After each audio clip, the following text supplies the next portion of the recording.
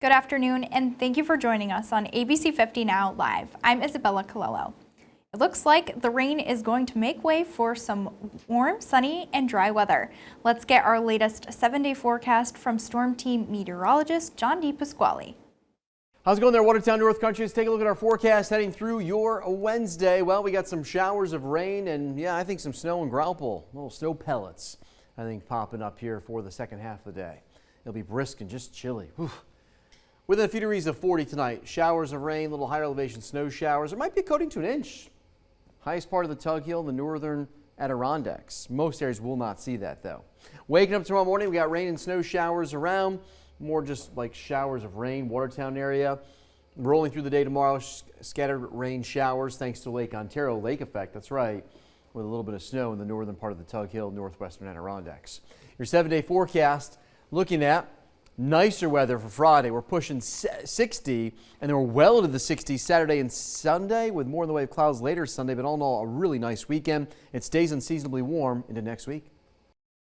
A Dexter man was found dead in a vehicle in Tupper Lake on Sunday, according to New York State Police. Police responded to the scene where a black GMC Sierra truck was on fire in a field off of McCarthy Street in the village of Tupper Lake. Police say 72-year-old Ross Goodenough was found dead in the vehicle and that the truck was registered to him.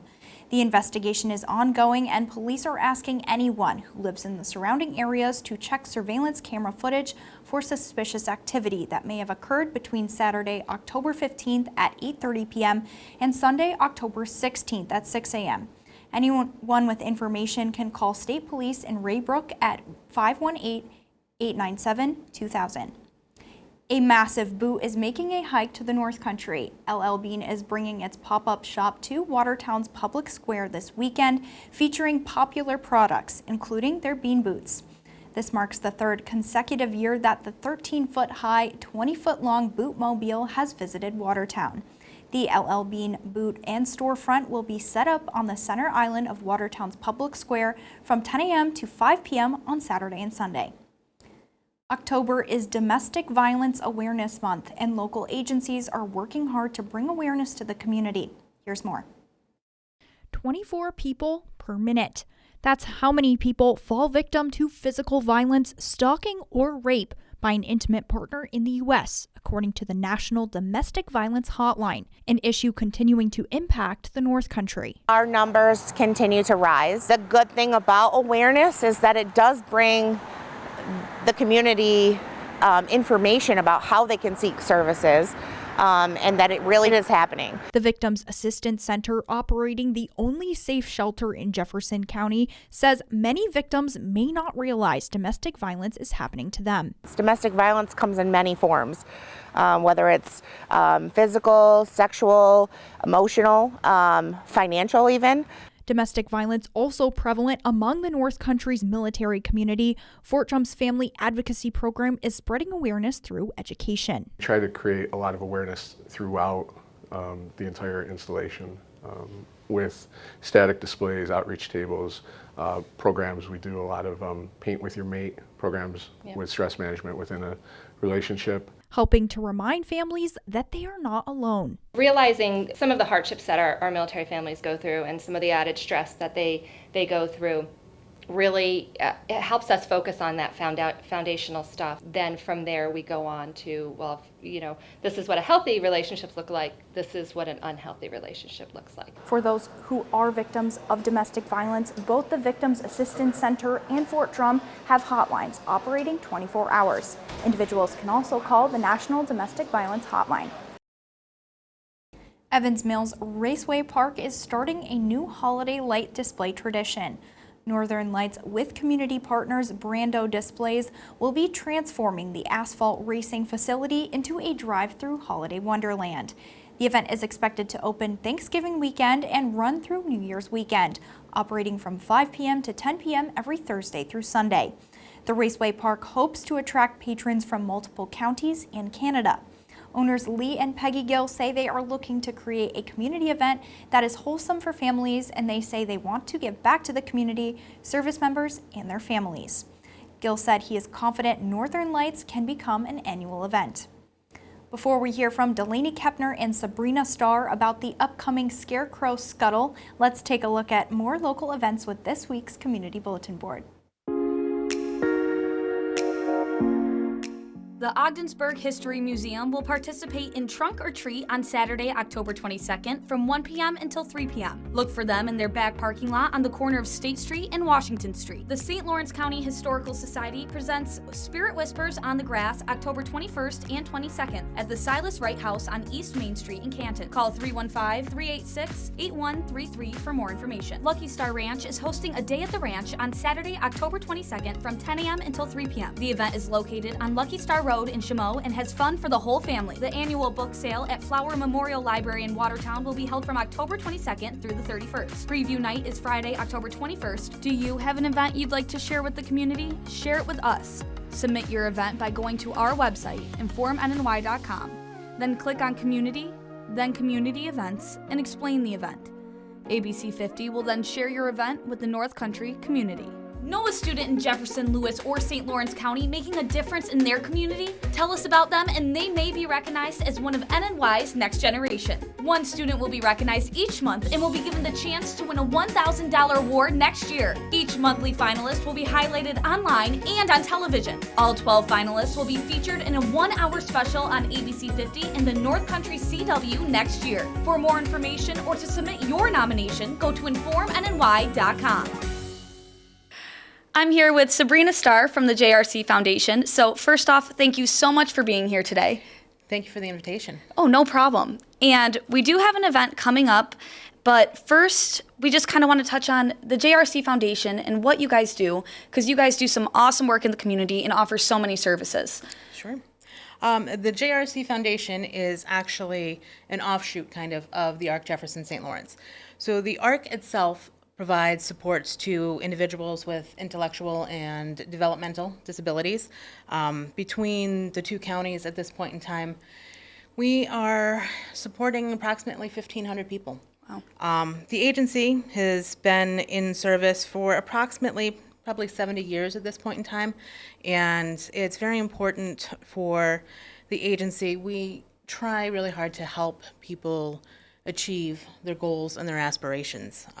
There's a number of services that the ARC lends to the people we support. We have vocational services, we have child and youth services, we have day habilitation programs, we have a preschool. It's one of our facilities, Bright Beginnings. We offer family support, we have residential facilities. So there's a lot that the ARC brings to the community.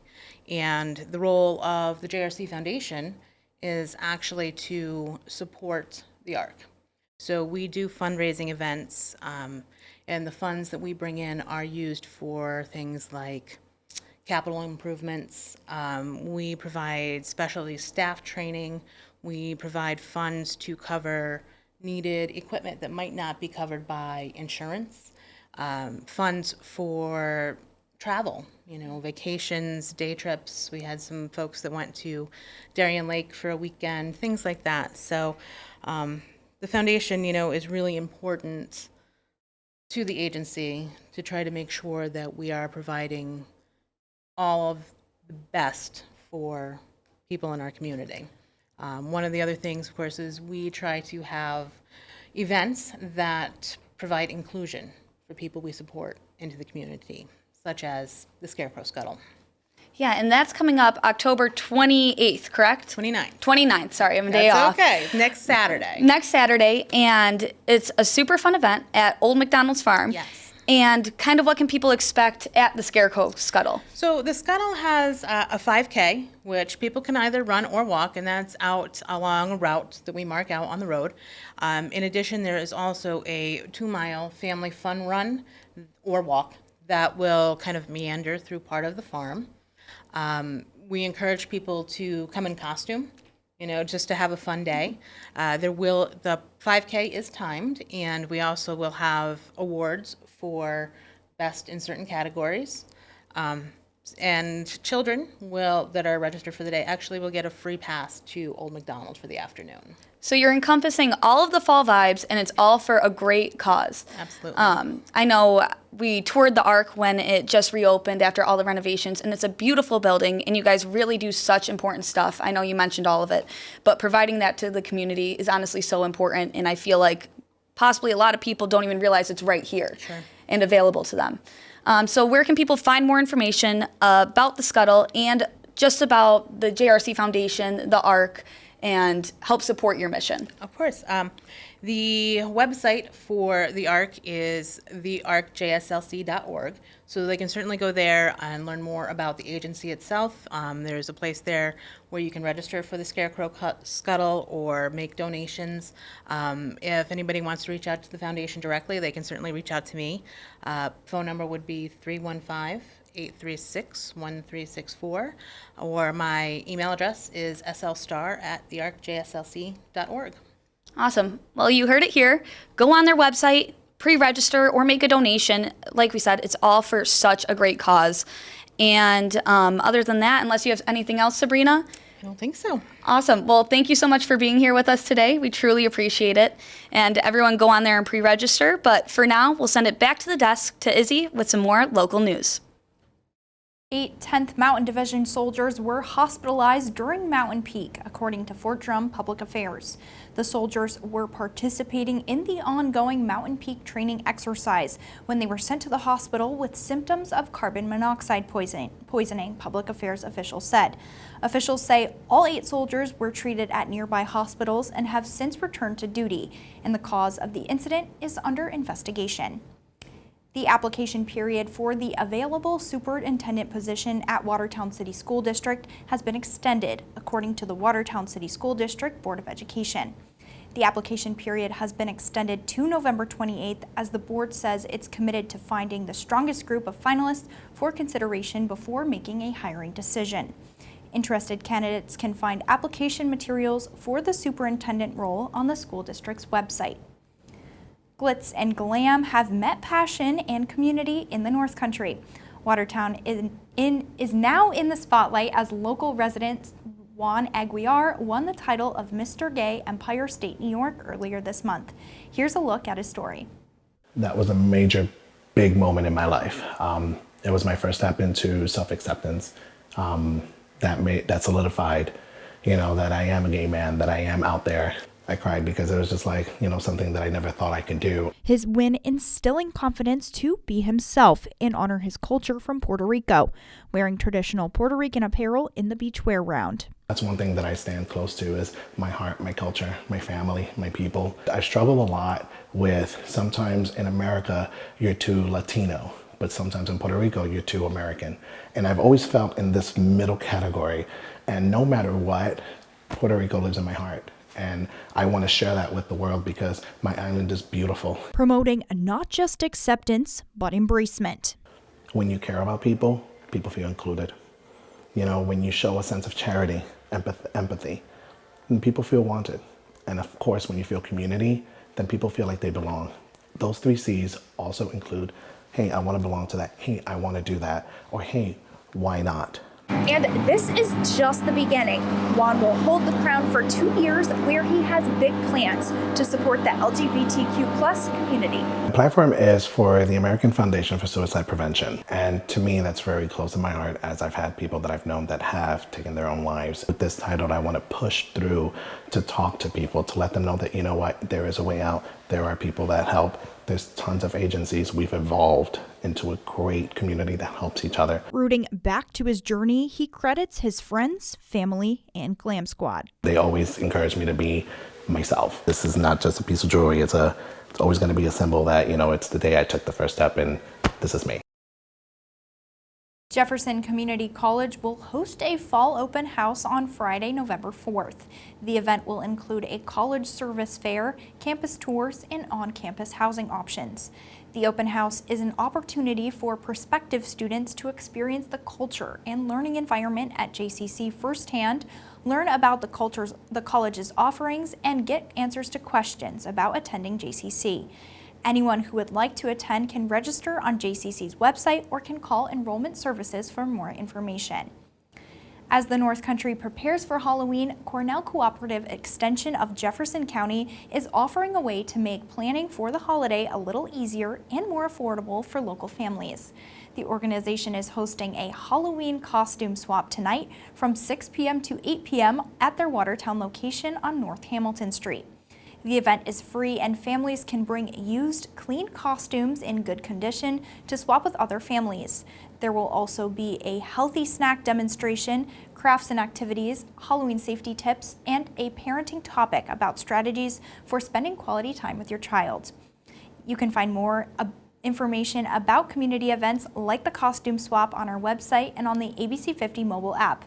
While you're here, you can also subscribe to our daily newsletter for local news delivered right to your inbox every morning. And you can continue to stay up to date by tuning into News Channel 9 on ABC50 for a full hour of news, weather, and sports every weekday at 5:30 p.m. Thank you for watching ABC50 Now Live. I'm Isabella Colello, and we'll see you again next week.